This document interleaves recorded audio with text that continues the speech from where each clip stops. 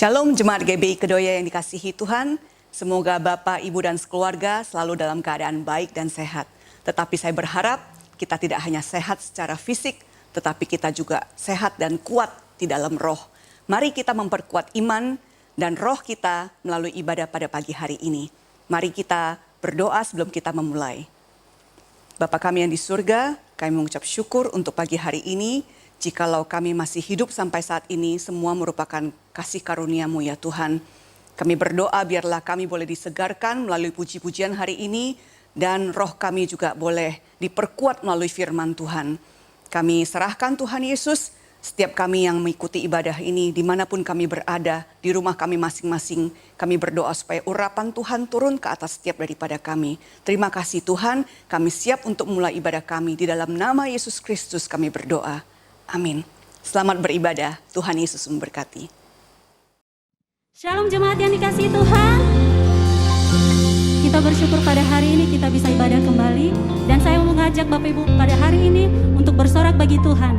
Mari kita angkat pujian ini bagi Tuhan kita. Haleluya.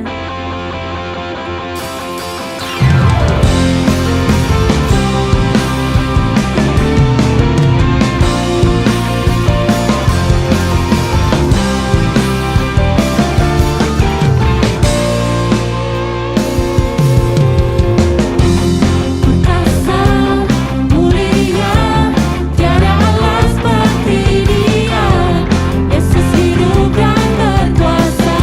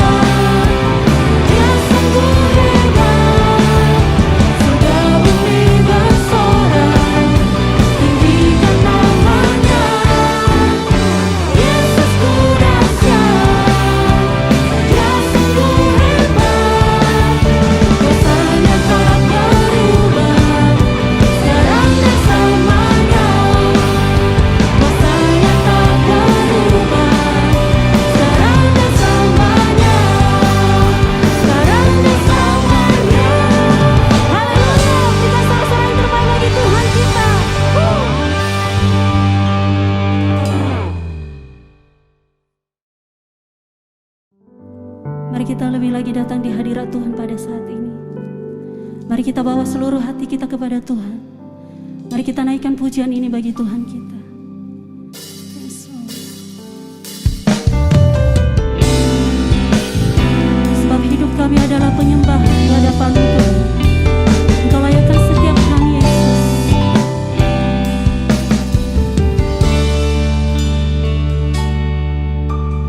Pujian dan syukurku ku bawa padamu dengan rendah hati ku persembahkan.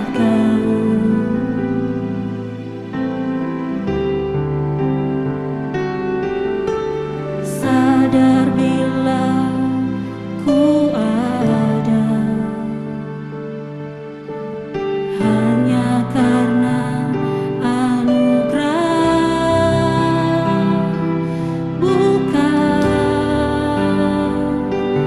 karena kekuatanku.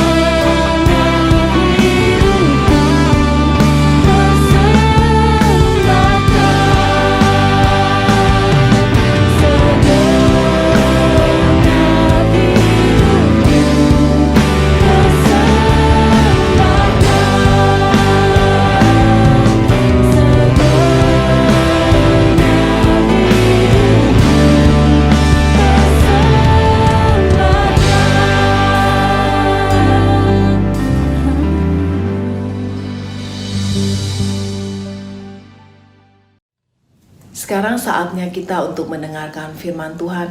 Mari kita bersatu di dalam doa. Bapa dalam surga, kami sungguh mengucap syukur untuk hari baru yang Tuhan jadikan buat kami.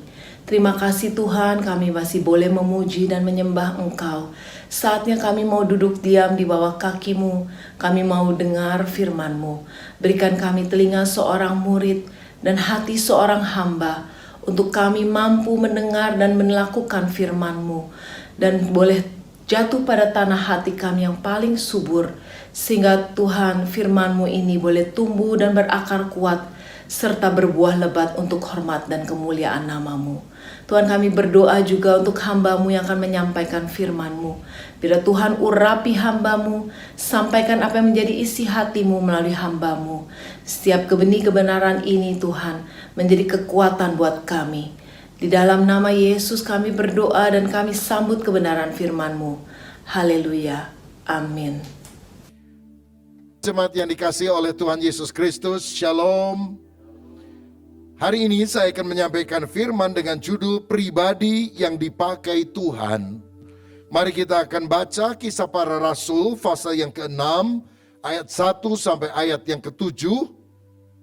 Kita baca bersaut-sautan, saya baca ayat yang ganjil, saudara baca ayat yang genap, begitu selanjutnya sampai ayat terakhir kita baca bersama. Pribadi yang dipakai Tuhan. Kisah Para Rasul 6 ayat 1 sampai 7.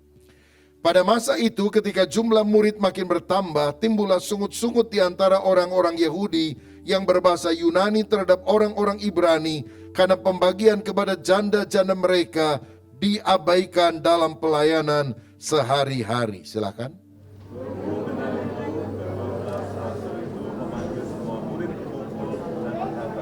Kami tidak merasa puas karena kami melalaikan firman Allah untuk melayani gereja. Karena itu saudara-saudara, pilihlah 7 orang dari antaramu yang terkenal baik dan yang penuh roh dan hikmat, supaya kami mengangkat mereka untuk tugas itu. Dan supaya kami sendiri dapat memusatkan pikiran dalam doa dan pelayanan firman. Usul itu diterima baik oleh seluruh jemaat. Lalu mereka memilih Stefanus, seorang yang penuh iman dan Roh Kudus, dan Filipus, Prokorus, Nikanor, Timon, Parmenas, dan Nikolaus, seorang penganut agama Yahudi dari Antioquia. Mereka itu dihadapkan kepada rasul-rasul, lalu rasul-rasul itu pun berdoa dan meletakkan tangan di atas mereka. Bersama-sama, firman Allah makin tersebar dan jumlah murid di Yerusalem makin bertambah banyak. Juga sejumlah besar imam menyerahkan diri dan percaya. Amin. Saudara, kalau kita menanam sebuah pohon, kita tentu mengharapkan agar pohon itu bertumbuh menjadi besar dan kemudian berbuah. Kalau saudara punya anak bayi, tentu kita juga ingin anak kita makin hari makin dewasa. Begitu juga dengan Tuhan yang telah menanam gerejanya di atas muka bumi. Dia ingin gerejanya bertumbuh secara kuantitas, jumlahnya makin banyak, dan juga bertumbuh secara kualitas, mutu rohaninya makin baik, makin serupa seperti Kristus. Dan inilah yang kita lihat dari keteladanan hidup jemaat mula-mula. Kisah Rasul 2 ayat 46-47. Dengan bertekun dan dengan sehati mereka berkumpul tiap-tiap hari dalam bait Allah. Mereka memecahkan roti di rumah masing-masing secara bergilir dan makan bersama-sama dengan gembira dan dengan tulus hati sambil memuji Allah, dan mereka disukai semua orang, dan tiap-tiap hari Tuhan menambah jumlah mereka dengan orang yang diselamatkan. Tiap hari ada pertumbuhan yang terjadi dalam gereja mula-mula. Saya percaya sampai hari ini pun Tuhan ingin tetap memakai kita untuk membangun kerajaan Allah. Saudara mau menjadi orang yang dipakai oleh Tuhan? Amin. Apa syaratnya? Apa kriteria orang yang dipakai oleh Tuhan? Kita mau belajar dari seorang tokoh yang bernama Filipus. Yang pertama, saya perhatikan orang yang mau dipakai Tuhan adalah orang yang harus memiliki kerohanian yang baik. Pada waktu itu jumlah jemaat mulai bertambah, tetapi pelayan Tuhan makin terbatas. Sehingga akhirnya para rasul memutuskan memilih 7 orang diaken, artinya pelayan. Saya percaya sampai hari ini pun jauh lebih banyak orang yang ingin dilayani daripada yang ingin melayani. Ladang sudah menguning, tuaian banyak, pekerjanya sedikit. Tapi tahukah saudara, kalau engkau mau dipakai untuk melayani, maka sebetulnya kita meneladani Yesus. Karena Yesus datang bukan hanya untuk dilayani, melainkan dia datang untuk melayani. Nah, 7 orang itu harus memiliki syarat yang dicatat pada ayat 3. Yang terkena baik dan penuh roh dan hikmat.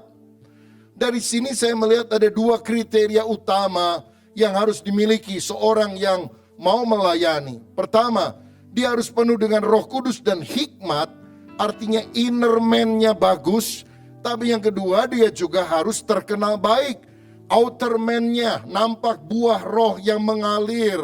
Ada kasih, sukacita, damai sejahtera, kesabaran, kebaikan, kemurahan, kesetiaan, kelemah lembutan, penguasaan diri. Saya mau katakan, hati yang bertobat hanya Tuhan yang lihat. Tapi buah pertobatan harus bisa dilihat oleh orang lain.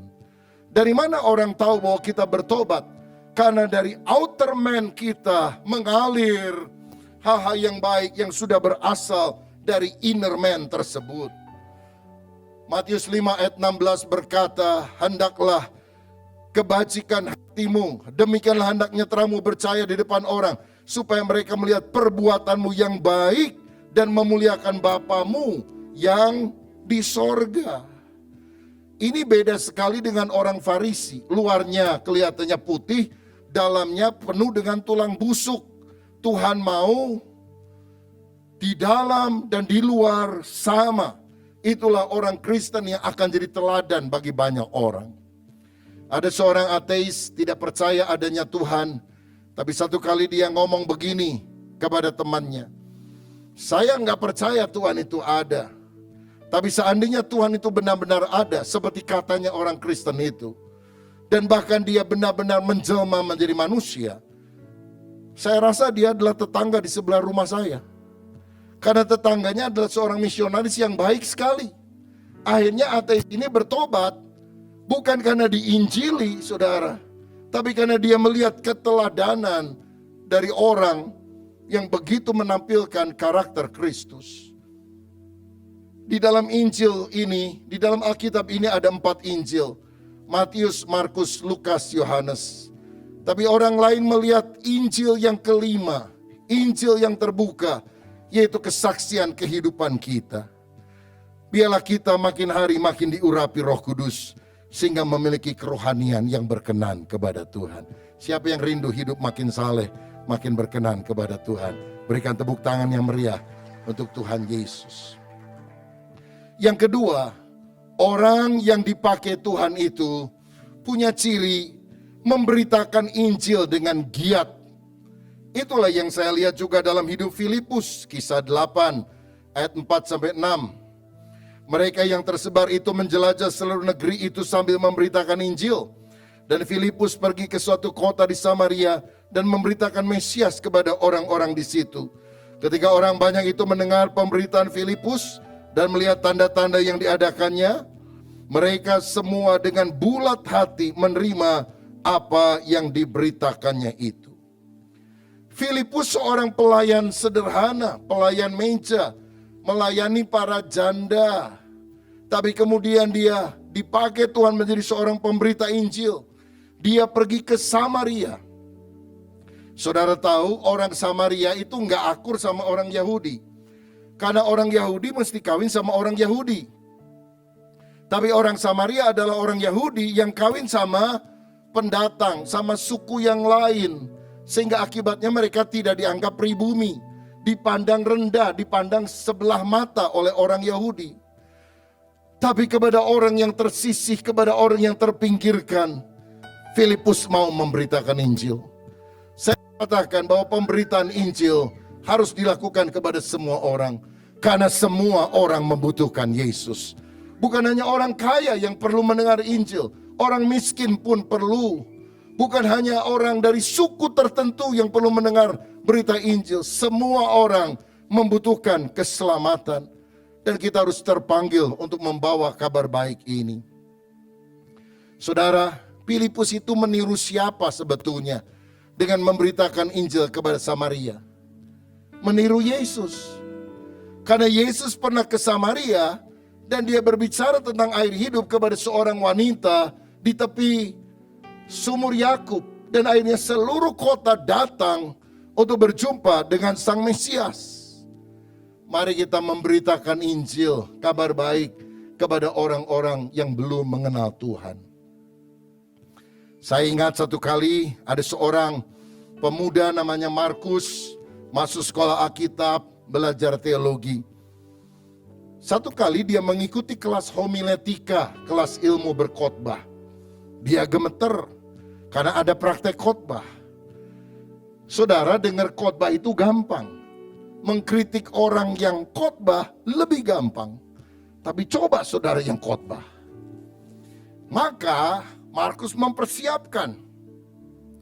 Dan pada hari pelajaran itu dilakukan, guru memanggil beberapa murid untuk khotbah termasuk Markus.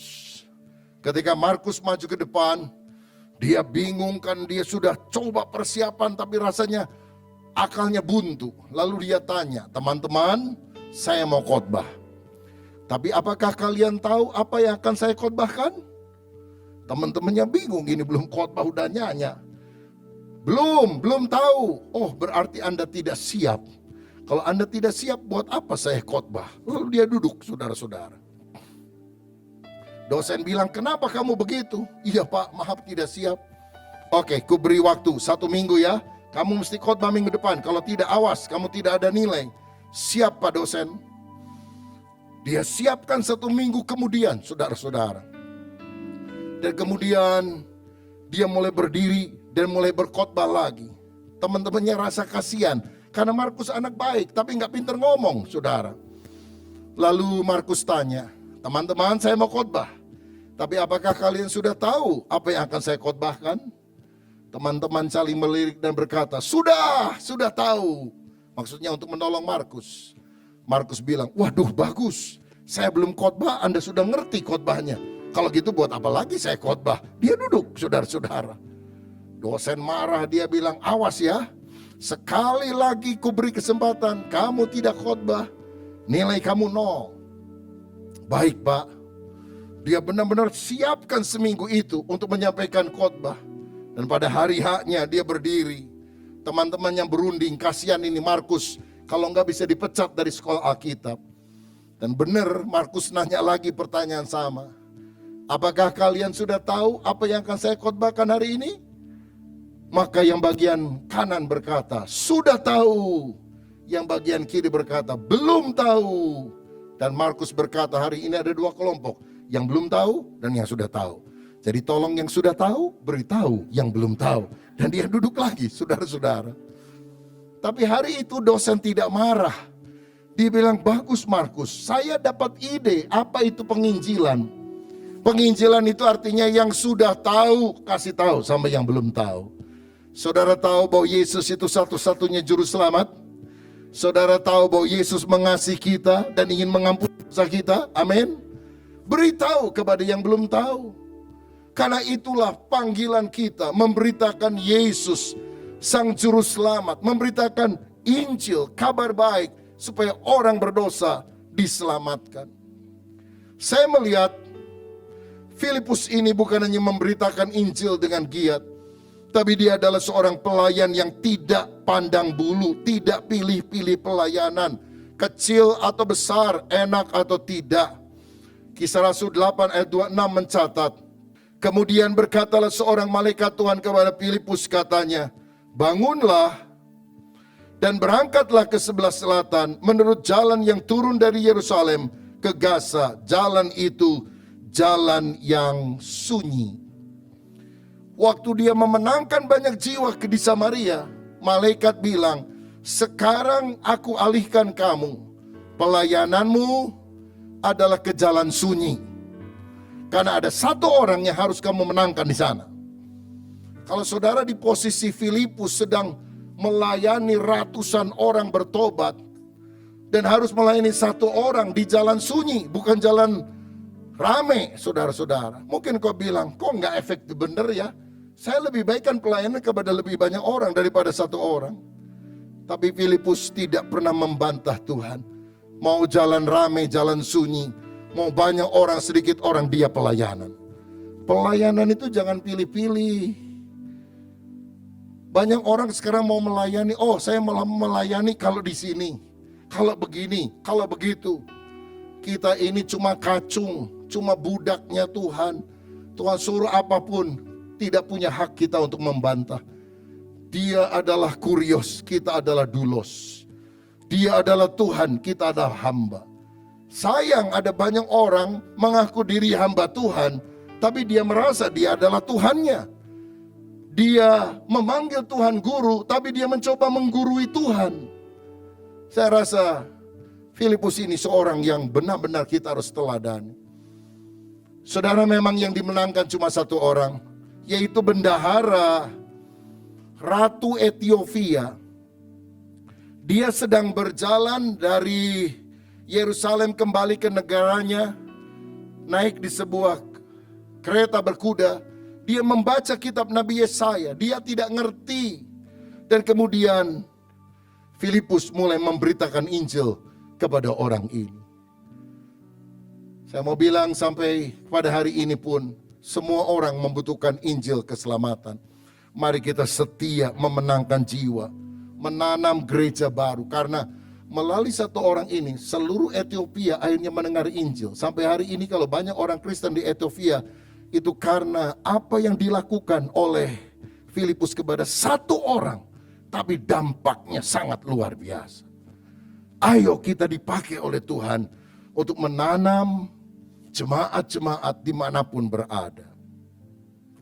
Sejak beberapa tahun yang lalu saya punya kerinduan untuk gereja kita bisa membangun sebuah jemaat di Bandung Timur.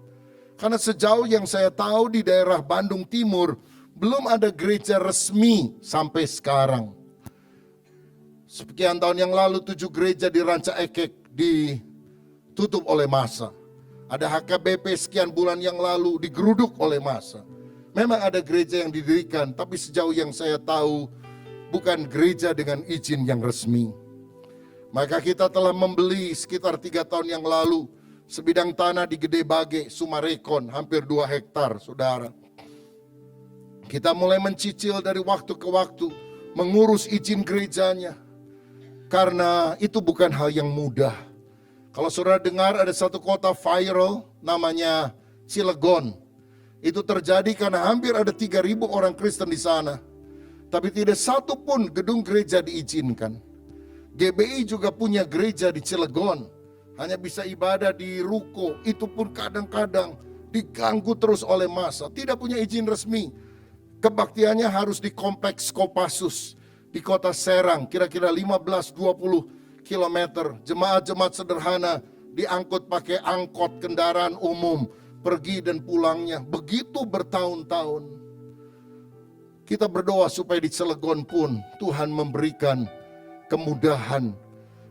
Karena ibadah adalah hak setiap warga negara yang ada di Republik ini. Bandung Timur mirip seperti itu. Cuma Cilegon lebih viral, saudara. Kita berusaha, kita berdoa, kita melakukan pendekatan. Sulit, saudara. Tapi akhir September yang lalu, oleh anugerah Tuhan, kita mendapatkan izin resmi untuk Gereja Bethel Indonesia. Bukan gedung pertemuan, bukan gedung serbaguna. Gereja Bethel Indonesia. Itu anugerah Tuhan. Anugerah yang luar biasa. Apa enggak ada hamba Tuhan yang ngurus izin dari dulu? Banyak. Apa mereka kurang doa puasa? Enggak, mereka juga sungguh-sungguh. Kok kita yang dapat anugerah Tuhan? Kita enggak lebih benar, kita enggak lebih baik, kita enggak lebih kaya, kita enggak lebih suci. Hanya Tuhan memberi kepercayaan kepada kita. Sehingga kita harus bergotong royong. Merindukan supaya di Bandung Timur juga didirikan gereja di sana. Sekalian dengan museum Alkitab modern supaya orang-orang muda bisa melihat seluruh Alkitab. Hanya dalam satu kali kunjungan mereka tahu punya biblical worldview tentang apa isi Alkitab dari Kejadian sampai kitab Wahyu. Dan hari Selasa kemarin, 5 hari yang lalu, kita melakukan peletakan batu pertama dan doa bersama di Sumarekon. Dan kalau Tuhan izinkan dalam waktu yang tidak lama kita akan segera membangun sebuah gedung gereja di sana agar banyak orang mendengar Injil Tuhan Yesus Kristus. Saudara-saudara, pada waktu izin itu keluar dan saya dapatkan WA-nya dari panitia, nomornya dan sebagainya. Saya posisi sedang ada di Singapura, saudara. Mungkin tidak banyak yang tahu, 6 bulan yang lalu, waktu saya check up di Jakarta, check up biasa saja, ada dokter yang pakai USG melihat di bagian leher saya, bagian bawah, tiroid, itu ada 2 benjolan yang cukup besar.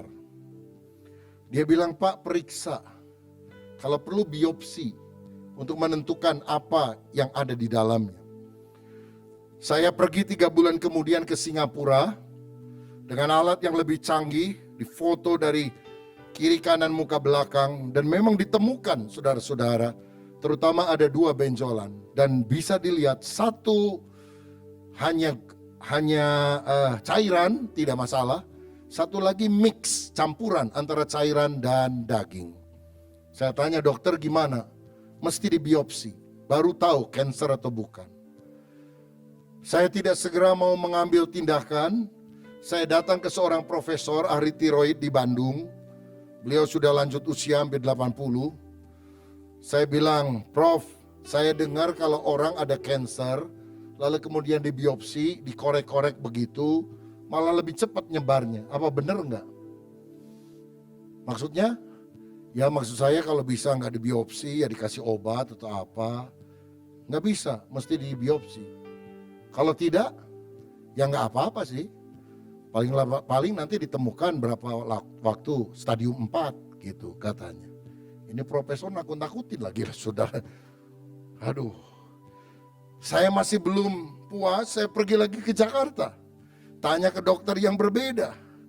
Dan dia bilang harus dibiopsi. Karena itulah berapa minggu yang lalu saya pergi ke Singapura untuk dibiopsi. Setelah selesai masuk ruang operasi, dibiopsi, saya masuk ke kamar biasa, istirahat beberapa saat. Tiba-tiba WA masuk, izin gereja resmi keluar. Di dalam kelemahan manusia ketika saya tidak bisa apa-apa, Tuhan ingin menunjukkan kalau aku yang berkenan, waktu kamu lagi lemah, kamu ada di rumah sakit, aku yang mengerjakan bagianku karena aku Allah yang kuat. Maka berdoalah saya, Tuhan berikan kepada saya minggu ini double blessing, double miracle, double happiness. Saya mohon 4 hari lagi hasil biopsi keluar. Kiranya ini juga merupakan mujizat. Karena saya harus mengerjakan hal ini. Kalau saya sakit, saya harus berobat, harus diradiasi atau apapun. Tubuh saya akan melemah. Dan itu tentu akan punya kendala untuk pembangunan yang ada. Beri saya anugerah dan kesehatan Tuhan. 4 hari kemudian dokter telepon saya sebelum dia serahkan suratnya. Dan intinya, no cancer at all. Tidak ada cancer sama sekali. Aduh, saya bersyukur kepada Tuhan. Karena saya tahu Tuhan masih mau memakai saya untuk melakukan tugas pekerjaannya. Kalau saudara mau mengalami mujizat, saudara mau sehat, mau panjang umur, layani Tuhan.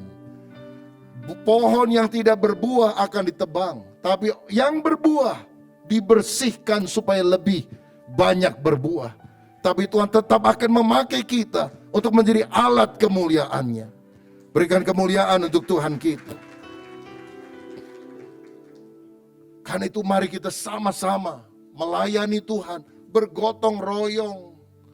Karena kalau saya bangun gereja di Mekarwangi, di Sumarekon, atau dimanapun saja, itu bukan milik saya pribadi, saudara. Nggak ada nama saya yang akan tercantum, ini punya Rubin Adi Abraham, enggak. Semuanya Gereja Bethel Indonesia.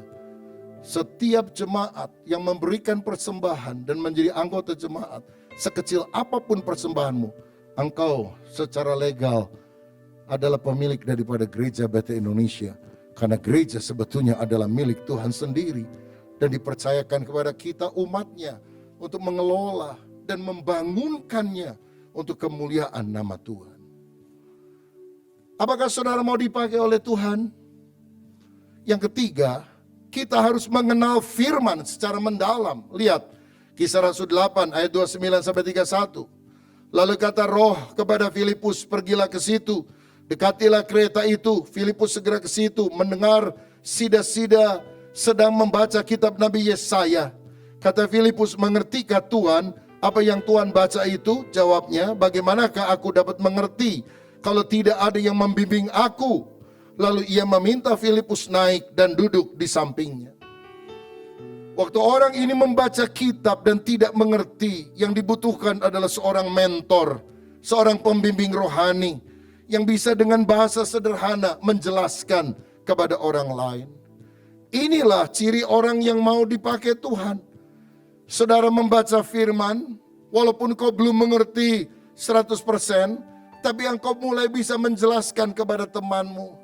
Yang dimaksudkan ayat ini adalah begini, begini, begini. Dan bukankah di dalam komunitas komsel yang ada, kita bisa saling sharing firman. Ayat ini kalau saya aplikasikan dalam hidup caranya begini. Sehingga orang yang paling simpel pun, yang tidak terpelajar pun bisa mengerti. Karena saudara menjelaskan firman Tuhan itu secara benar kepada mereka. Saudara, kita harus belajar memberikan pertanggungjawaban iman kepada orang yang menanyakan. Kadang-kadang ada orang yang tanya sama kita, orang Kristen kok Allahnya 3 ya? Allah Bapa, Putra, Roh Kudus. 3 kan? Lalu kita bilang Allah itu esa, 1, cuma 3 pribadi. Bisa dibedakan tapi tidak bisa dipisahkan. Lalu kita berikan penjelasan. Allah itu kok beranak? Siapa bidannya? Kita jelaskan. Allah itu tidak beranak secara biologis, karena istilah anak Allah bagi Yesus itu istilah. Kalau saya bilang anak kunci bukan berarti kunci beranak. Kalau saya bilang anak tangga bukan berarti tangga beranak. Kalau saya bilang anak kucing itu artinya dia punya sifat kucing karena dia adalah kucing. Kalau saya bilang anak manusia berarti dia punya sifat manusia karena dia adalah manusia. Kalau Yesus dikatakan anak Allah karena dia punya sifat Allah, karena dia adalah Allah. Nah, inilah yang disebut sebagai apologetika, yaitu ilmu yang membuat kita bisa menjelaskan secara logis kepercayaan iman kita kepada orang yang mempertanyakannya. Tujuan yang pertama dari apologetika menurut hemat saya adalah memaparkan dasar rasional bagi iman Kristen, membuktikan apa yang dikatakan Alkitab itu benar. Memang iman itu masalah hati, tapi bukankah Alkitab itu punya dasar yang sangat objektif bahwa apa yang dicatat di dalamnya adalah benar. Yesus adalah fakta sejarah. Dia pernah benar-benar mati, dia pernah benar-benar bangkit, dia pernah benar-benar naik ke surga, dan dia akan datang untuk kali kedua. Yang kedua, kita harus membela, menjawab sanggahan orang yang tidak percaya terhadap iman Kristen. Kalau ada orang menyerang, kalau ada orang mempersalahkan, kita memberikan klarifikasi, jawaban yang tepat dan benar. Dan yang ketiga, menyingkapkan kesalahan pemikiran, menyingkapkan kesalahan pemahaman dari orang lain yang tidak percaya terhadap kekristenan. Dan tujuan daripada apologetika, pertanggungjawaban iman kita kepada orang yang mempertanyakan itu, bukan untuk membuat orang lain malu, marah, kala berargumentasi. Bukan juga untuk menunjukkan kepandaian dan kefasihan lidah kita, tapi membagikan kasih Tuhan agar orang berjumpa dengan Kristus, sang kebenaran itu. Itu sebabnya orang yang menjelaskan tentang firman harus nampak dalam karakter lemah lembut, hormat, dan saleh. Itulah Injil kelima yang harus kita tampilkan kepada orang lain, sikap hidup yang baik. Saya rasa hambatan penginjilan yang utama salah satunya adalah cara penginjilan yang tidak sejuk, tidak kontekstual, dan tidak menjawab kebutuhan. Pada dalam 1 Petrus 3 ayat yang ke-15, Alkitab berkata demikian, tetapi kuduskanlah Kristus di dalam hatimu sebagai Tuhan, dan siap sedialah pada segala waktu untuk memberi pertanggungan jawab kepada tiap-tiap orang yang meminta pertanggungan jawab dari kamu. Tentang pengharapan apa yang ada padamu, tapi harus dengan lemah lembut dan hormat, dan dengan hati nurani yang murni, supaya mereka yang memfitnah kamu karena hidupmu yang saleh dalam Kristus menjadi malu karena fitnahan itu. Karena itu saya percaya Tuhan memanggil kita bukan untuk menang debat. Tuhan memanggil kita untuk memenangkan jiwa. Karena menang debat tapi kalau kehilangan jiwa buat apa? Saya banyak belajar firman. Belasan tahun saya sekolah teologi dari S1, S2, S3. Tapi tujuannya bukan mau ngalahin orang. Sehingga membuat orang mengakui saya lebih pintar dari dia. Nggak ada guna, saudara. Memenangkan jiwa dengan kasih, supaya orang yang tidak percaya bertobat, menerima Yesus, memperoleh hidup kekal. Itu yang kita harus upayakan dengan segenap hati kita. Jadi kalau saudara ingin menjadi pribadi yang dipakai oleh Tuhan, yang pertama seperti Filipus, kita harus memiliki kerohanian yang baik. Yang kedua, kita harus memberitakan Injil dengan giat. Yang ketiga, kita harus mengenal firman secara mendalam. Dan yang terakhir, kita harus membangun keluarga teladan. Kisah Rasul 21 ayat 8 dan 9. Pada keesokan harinya kami berangkat dari situ dan tiba di Kaisaria. Kami masuk ke rumah Filipus pemberita Injil itu, yaitu salah satu dari ke-7 orang yang dipilih di Yerusalem, dan kami tinggal di rumahnya. Filipus mempunyai 4 anak darah yang beroleh karunia untuk bernubuat. 20 tahun setelah Filipus memberitakan Injil di Samaria, Paulus mengunjungi kota Kaisaria dan berjumpa dengan Filipus, salah satu dari 7 diaken. Dia menginap di rumahnya. Dan Paulus berkata, aku ketemu dengan Filipus. Dia punya 4 orang anak perempuan semua. Dan semuanya punya karunia bernubuat.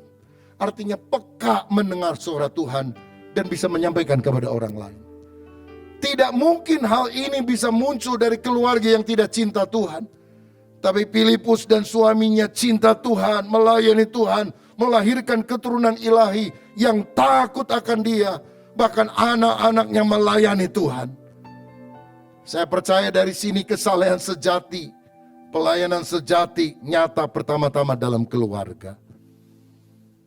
Maukah kita menjadi orang yang pertama-tama melayani keluarga terlebih dahulu, supaya ada damai sejahtera dalam keluarga? Untuk apa kita punya nama besar, nama hebat di luar, tapi kacau balau dalam keluarga? Betapa kita harus berkata, Tuhan, mulai dari keluargaku, aku mau melakukan yang terbaik, sampai akhirnya akan muncul keturunan ilahi yang juga hidup takut akan Tuhan. Salah satu ayat dalam Lukas 1 ayat 15 dan 16 yang saya sukai adalah kisah tentang Zakaria dan istrinya Elisabet, yang akhirnya pada masa tua diberi oleh Tuhan anak yang disebut sebagai Yohanes Pembaptis. Dan ini pesan Tuhan bagi mereka. Sebab ia, Yohanes Pembaptis, akan besar di hadapan siapa? Tuhan.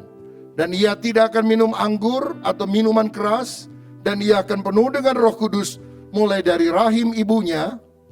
Dan dia akan membuat banyak orang Israel berbalik kepada Tuhan Allah mereka. Yohanes adalah seorang yang disebut besar di hadapan Tuhan. Bahkan Yesus sendiri bersaksi, dari semua manusia yang dilahirkan oleh wanita, tidak ada yang lebih besar daripada Yohanes Pembaptis. Dia orang sederhana, khotbahnya bukan di gereja besar. Dia khotbah di padang gurun, teriak-teriak, gak pakai mikrofon. Bertobat, kerajaan Allah sudah dekat. Pakaiannya sederhana, makanannya sederhana. Tapi dia membawa balik orang-orang kepada Allah. Berbalik, bertobat kepada Tuhan. Bahkan dia yang memperkenalkan halayak ramai kepada Yesus. Ketika dia berkata, lihatlah anak domba Allah yang mengangkut dosa seisi dunia. Kecil di hadapan manusia, sederhana, bersahaja, tapi besar di hadapan Tuhan. Karena dipakai untuk memberitakan tentang Yesus. Dipakai membuat orang-orang yang seharusnya berjalan ke neraka bertobat berbalik kepada Tuhan. Itulah orang yang besar di hadapan Tuhan. Ini doa saya kalau engkau punya anak, kalau engkau punya cucu pada satu hari. Doa dan upayakan. Mereka bukan hanya besar di hadapan manusia, tapi mereka menjadi orang besar di hadapan Tuhan. Ada banyak orang menyekolahkan anaknya ke sekolah hebat. Bangga karena anaknya jadi sarjana. Bangga karena pekerjaannya bagus. Bangga karena uangnya banyak. Bangga karena punya rumah besar, mobil yang bagus. Tidak salah. Tapi kalau mereka tidak takut Tuhan, karena mereka tidak kenal Yesus, mati masuk neraka, saudara. Saya rindu anak, cucu saya, keturunan saya, semuanya menjadi orang yang takut akan Tuhan. Menjadi orang yang besar di hadapan Tuhan. Menjadi orang yang cerita tentang Yesus kepada orang lain. Pekerjaan, talenta, profesi bisa berbeda. Tapi hati misi yang berkobar harus selalu ada. Dan itu tidak mungkin lahir dengan sendirinya kalau tidak kita punya sikap seperti Filipus dan istrinya, seperti Zakaria dan Elisabet. Perubahan harus dimulai dari kita. Mari kita makin hari makin dewasa secara rohani. Kalau mau jadi Kristen-Kristen yang benar, saudara. Saudara hanya datang ke gereja seminggu sekali, sebulan sekali. Ya seperti saudara ke bioskop mungkin sebulan sekali, saudara ke gereja sebulan sekali. Atau yang ke bioskopnya seminggu sekali, ke gereja juga seminggu sekali. Tidak akan mengubah hidup. Tapi hari ini maukah engkau berkata, aku mau seperti Filipus. Aku mau hidup takut akan Tuhan. Sehingga itu akan transfer kepada seluruh anak-anakku. Orang yang bisa bernubuat itu peka mendengar suara Tuhan. Itu 4 anaknya mendengar suara Tuhan dan bisa menyampaikan pesan Tuhan kepada orang lain. Ini dahsyat sekali, saudara-saudara. Maukah engkau hari ini berkata, Tuhan, kalau engkau berkenan, minimal salah satu anakku, atau kalau bapak ibu sudah lanjut usia, minimal salah satu dari cucuku menjadi orang yang besar di mata Tuhan. Aku gak peduli apa kata dunia. Mungkin dia orang sederhana biasa saja. Tapi ketika engkau urapi dia dengan Roh Kudus, pakai dia menjadi hambamu, pakai dia untuk memperkenalkan Yesus, memakai dia untuk membawa orang berbalik dari jalan yang sesat. Aku tahu dia orang yang besar di mata Tuhan. Dan itulah orang yang dipakai Tuhan. Maukah engkau berkata hari ini, jadikan saya orang sedemikian, yang melahirkan keturunan ilahi, yang memiliki keluarga yang bisa diteladani. Sehingga dari keluargaku muncul orang-orang yang memberitakan Injil. Kalau itu kerinduan saudara, berdoa. Saya percaya Tuhan ada di sini. Dia akan mengabulkan doa kita sekalian. Tuhan Yesus memberkati kita. Amin.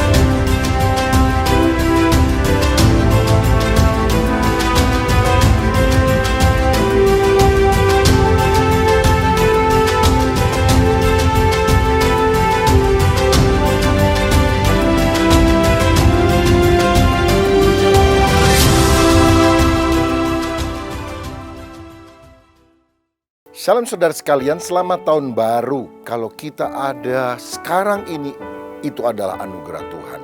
Nah, sebagai rasa syukur kita kepada Tuhan, maka pada bulan Januari dari minggu pertama hingga minggu kelima, kita memberikan kesempatan kepada saudara sekalian untuk memberikan persembahan buah sulung, yaitu rasa syukur kita karena pimpinan Tuhan sepanjang tahun yang lampau, dan kita bisa memberikan persembahan di dalam amplop atau transfer kepada rekening gereja.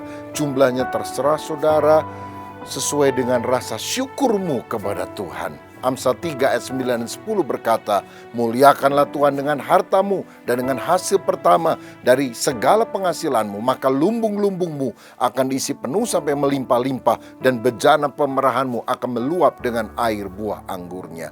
Tuhan menjanjikan bagi orang yang memberi dengan tulus, berkat Allah melimpah dalam kehidupan. Itu sebabnya mari sepanjang bulan Januari ini kita memberikan persembahan buah sulung untuk kemuliaan nama Tuhan. Amin.